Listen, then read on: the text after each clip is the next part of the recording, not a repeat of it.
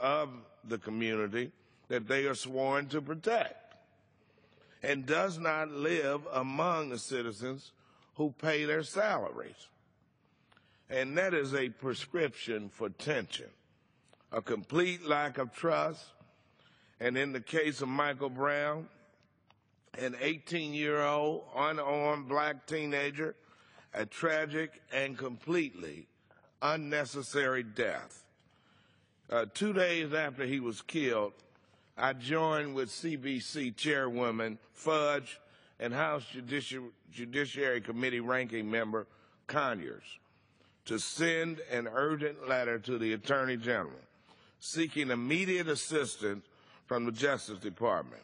And I want to personally thank President Obama and Attorney General Holder for responding to our request with great speed and strength. In addition to the local criminal investigation into the Michael Brown shooting, which I have little confidence in, there are now 2 parallel federal investigations that are being directed by the Civil Rights Division of the Justice Department. The first investigation is examining all the circumstances, physical evidence, and multiple eyewitness accounts of the fatal police shooting on August the 9th. The second, which was announced by the Attorney General just last week, will examine the overall law enforcement practices of the Ferguson, Missouri Police Department, including the already published extreme racial disparities in who is stopped, who is searched, who is arrested, and what happens to them if they go to jail. Mr. Speaker, I made a promise to Michael Brown's mother that we would focus every possible federal resource on this case in an effort to bring justice for her son's death. I have confidence in that process. But the sad truth is that there are too many communities just like Ferguson across this country where decades of discrimination, abuse, and a lack of respect by local law enforcement has resulted in a gulf of suspicion and mistrust. And as we have seen, that tinderbox can lead to an explosion of anger and violence that is difficult to control. While I certainly condemn all law-breaking and the destruction of property, I understand the anger that so many of my constituents feel, because I feel it too. And I would urge all of you to read a compelling story published in the Washington Post on September 3rd, entitled, "How Municipalities in St. Louis County Profit from Poverty." This remarkable story, authored by Radley Balco, tells the tale of how people of color are often preyed upon as municipal ATM machines by the police.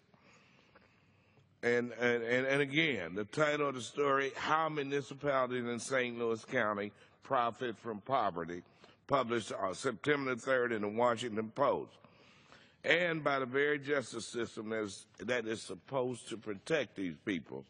That same story happens every day in majority-minority communities across this country. So, Mr. Speaker, there are many hard lessons to be learned from Ferguson, and I fear that there may be more to come. But this much cannot be disputed. Across America today, we have too many Michael Browns. We have too many unarmed young black men who interact with police and wind up dead. The resolution of that problem will only come through a painful, honest, national discussion about race and our inability to address these tragic disparities.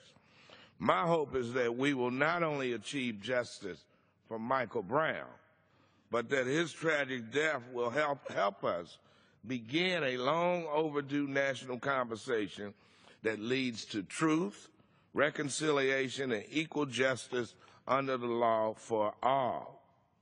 And, Mr. Speaker, I want to thank you for your indulgence, and I yield back the balance of my time. I thank my colleagues for their support.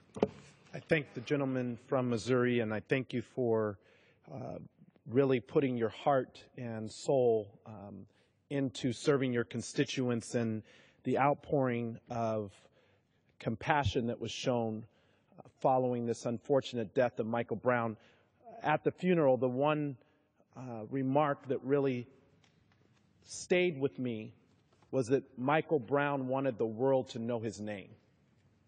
And I think out of this unfortunate situation, there is this opportunity now, as you indicate, Representative Clay, for us to have a discussion and action, to take action on a pattern of practices that are not limited to just Ferguson, Missouri.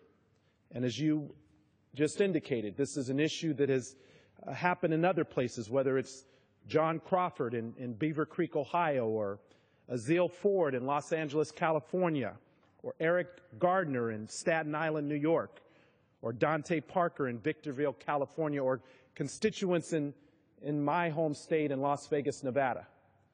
This is a pattern that must end. And for Michael Brown, for him to have the world know his name, the best outcome could be to change and improve the community-police relationship so that all people are treated fairly and equally under the law. And that's our hope and aspiration here tonight as we bring attention to this very important issue during this special order hour. I'd like to now yield time to the gentlelady from Florida, Representative Frederica Wilson, for her to add comments to this very important topic and to bring her perspective as well.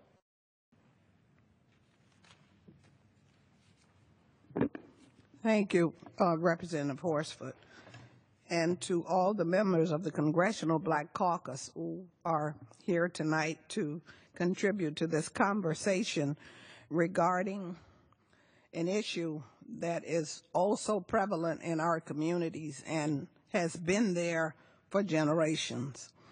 I just want to say to the President of the United States that I am extremely grateful to his vision in creating an initiative called My Brother's Keeper. My Brother's Keeper, hopefully, will address some of the issues that our young boys of color face. And I want to say that there is so much friction between police and black boys. That friction has been there for generations, almost since slavery.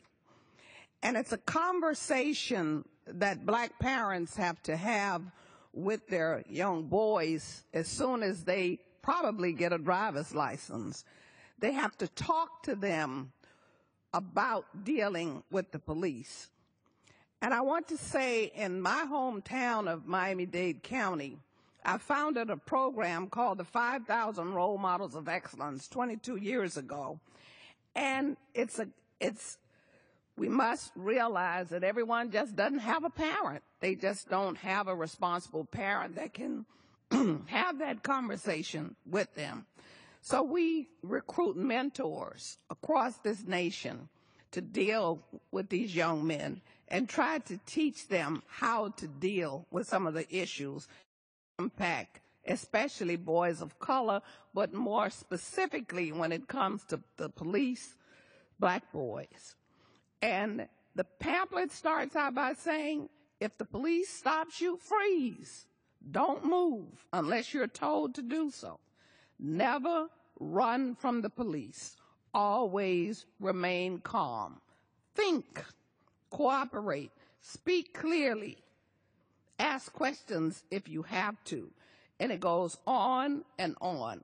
And it's sad that we have to do this. We're not trying to break the spirits of young black boys, but we're trying to keep them alive.